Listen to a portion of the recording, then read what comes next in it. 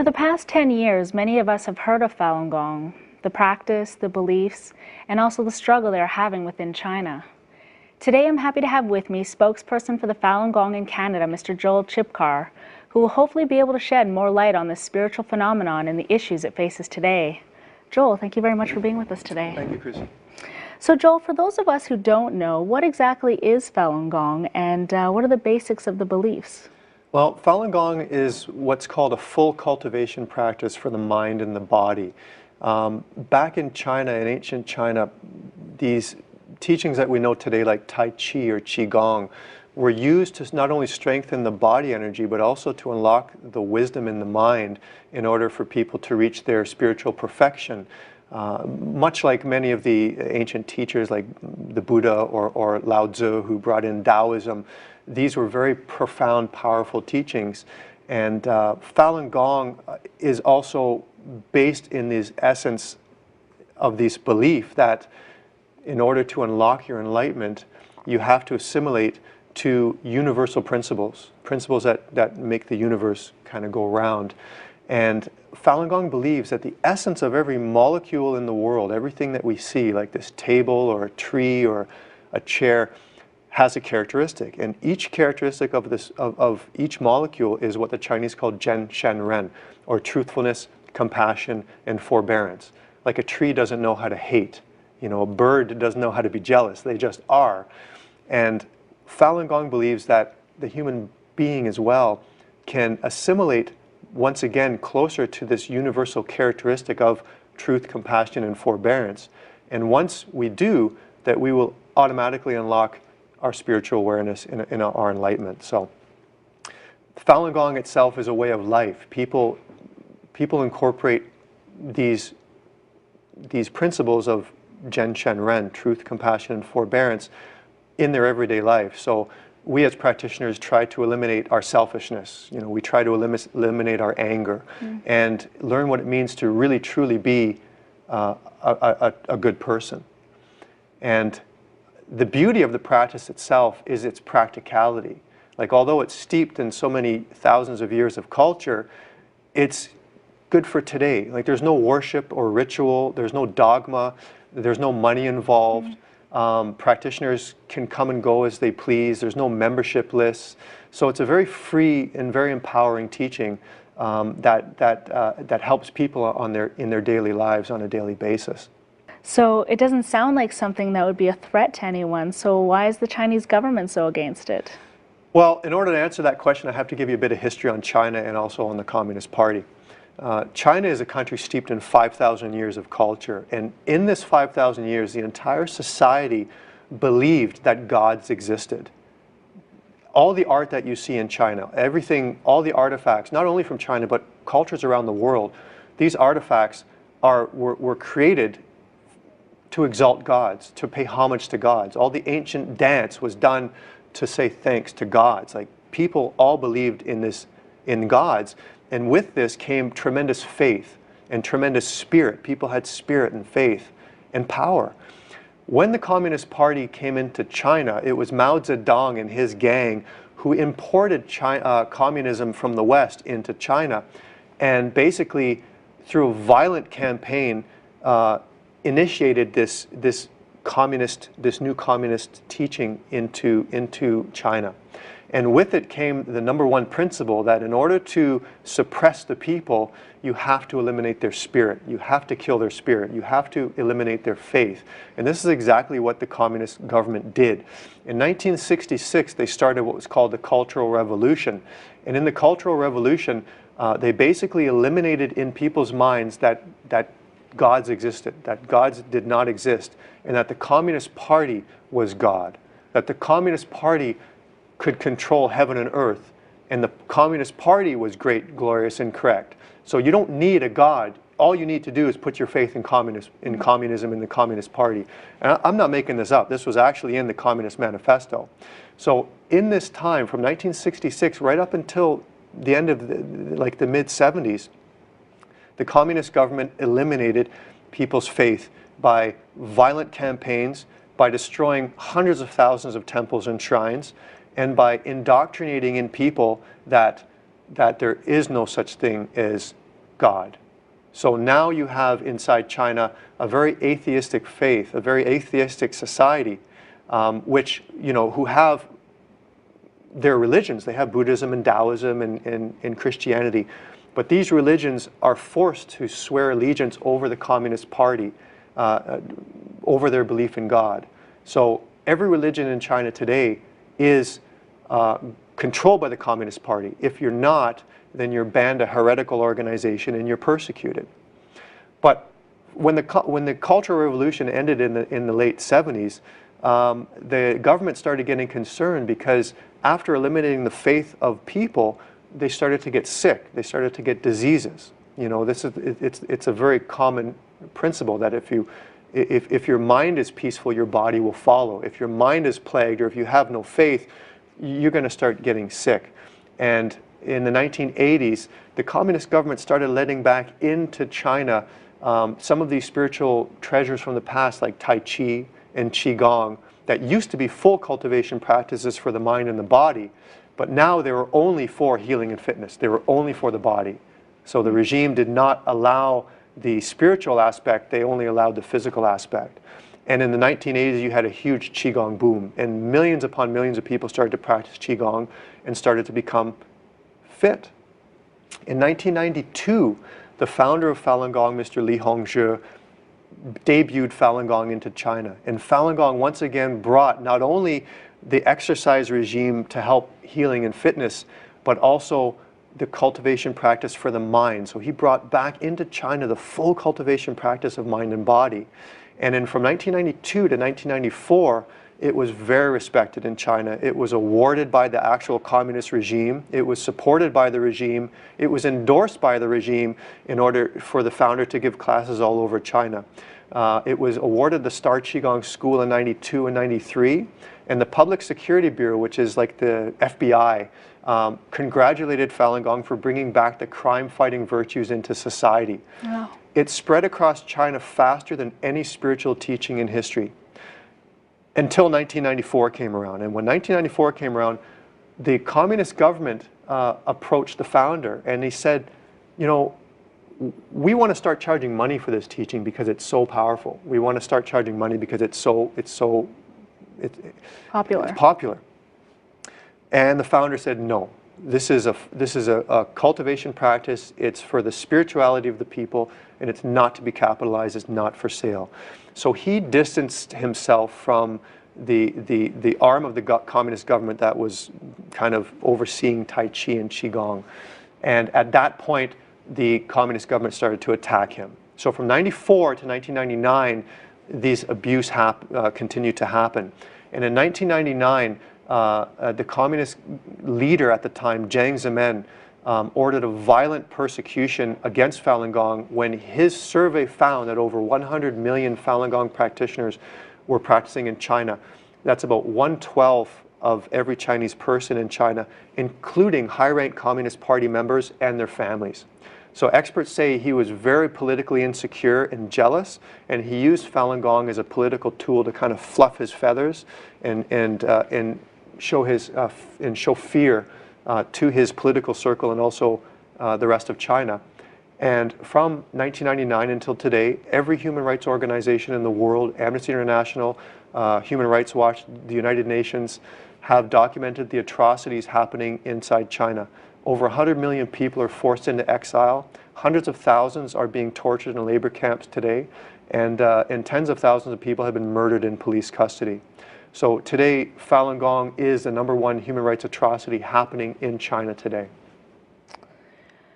Well, many say that the Chinese government cracked down on Falun Gong because they were afraid that spiritual practice like Falun Gong could overtake the government, something which had been done in previous dynasties. Yeah, I'd say that this is really a moot point. It doesn't make a difference. There's an old saying, don't think about why a crazy person does a crazy thing, or it will drive you crazy too.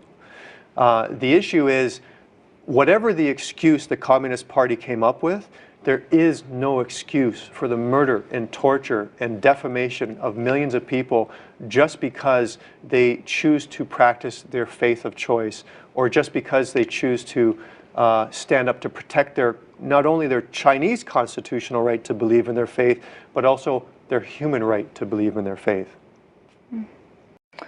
But is it not true that Falun Gong has become political, like the Chinese government had feared? Well, I'd like to ask, what about Falun Gong is political? Falun Gong has never asked for democracy in China. They've never asked to govern China. They've never asked for the communist government to step down. The only thing Falun Gong practitioners want is the end of the persecution and to bring these people responsible to justice. The reality is the Communist Party and their officials are responsible for these mass crimes against humanity.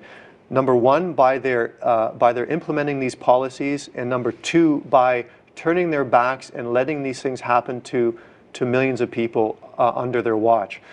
If a man breaks into your house and rapes your mother and butchers your father to death, and would you not go to the police or government for help? Would this be considered political? This is exactly what's happening to Falun Gong practitioners all over China. The reports of unlawful arrests, the violence, the beatings, the electrocutions, the rapes, the gang rapes, the forced abortions, the torture, it's just unbelievable what's happening. But listen to this.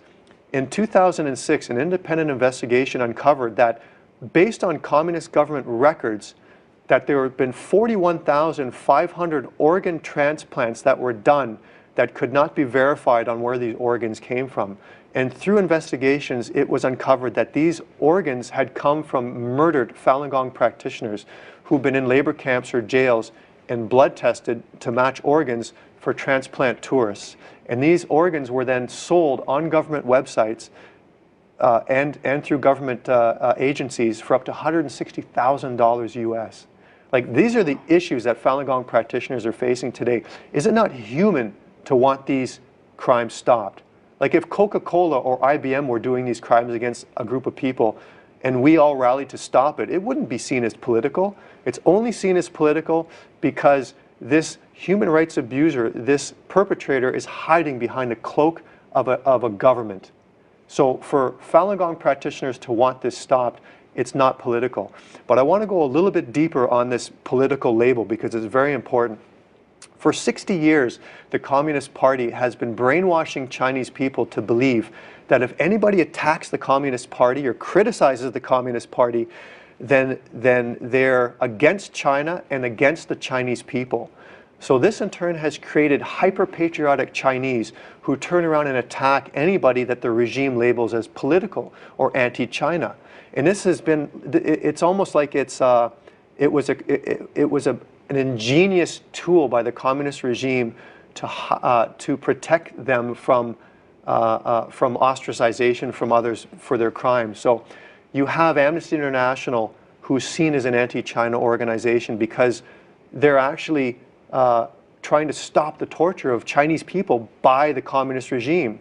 But you get the actual Chinese people standing up and attacking Amnesty International, attacking the very organization that's trying to protect them because they firmly believe that this organization is political because the regime has labeled it political and anti-China. So this is the kind of mindset you're dealing with inside China today when the regime targets anybody or labels people as political. Well, another label, Falun Gong has also been branded as a cult by the Chinese government. Do you want to comment on that? Yeah, the Tibetans are terrorists. The Uyghurs are criminal. Falun Gong is a cult. Human rights lawyers who help people inside China, their human rights, are subversive. The Dalai Lama is a separatist. You know, Amnesty International is anti-China. On and on and on these labels go. You know, at this time in our life, if anybody believes a thing that the Communist Party is saying about anything, then I think it's time you wake up and smell the poison coffee. You know, since 2000, Amnesty International has debunked the cult label on Falun Gong. And just recently, the United Nations wrote a report that stated the stigmatization of political against Falun Gong has created a conspiracy theory against the group that has aided in its persecution. Let's look at the facts, though. Since 1994, Falun Gong has been practiced in 60 countries around the world by millions of people, and it's been translated into 13 different languages.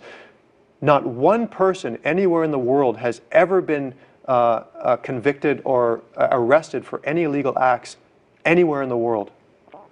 All our appeals around the world have been awarded for our rational and peaceful appeals. There's no money about Falun Gong whatsoever. If you want to join Falun Gong, it's absolutely free. There's no worship or rituals. There's no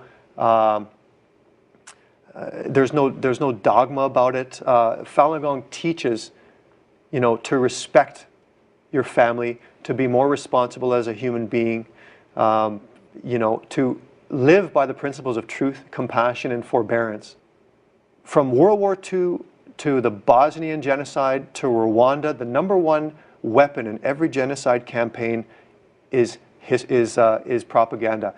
Propaganda is used to hide a regime's crimes and also to dehumanize the victims so they can be murdered with no complications. Joseph Goebbels was Hitler's propaganda minister, and Joseph Goebbels stated, if you tell a lie long enough, people will start to believe it. And this principle was used in the elimination of 6 million people. In 2003, a Rwandan radio station owner and a Rwandan newspaper owner were both sentenced to life imprisonment for the murder of over 800,000 minority Tutsis in the Rwandan genocide through propaganda over their medium.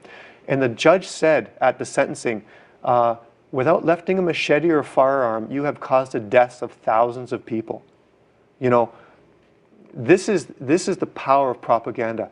Propaganda is used to hide a regime's crimes, and it's used to dehumanize a victim so they can be killed by the perpetrator. How else can German human beings murder 6 million people? How else can Chinese doctors butcher 41,500 Falun Gong practitioners in order to extract their organs for sale? They can do this because they don't look at Falun Gong practitioners as human. They look at them as political or cult members or criminal, and this is the issue, and this is what we're faced with. And this is why we have to be more aware of this propaganda and the power that it brings. Yeah, so it's actually been 12 years since the official crackdown, and the Chinese government says that they've actually crushed Falun Gong in China. Mm-hmm. Have they? Well, if they have, then why are they still threatening our government officials to remain silent to the Falun Gong appeals?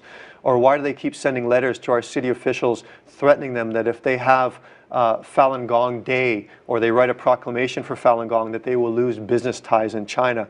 It's because Falun Gong has not been eliminated.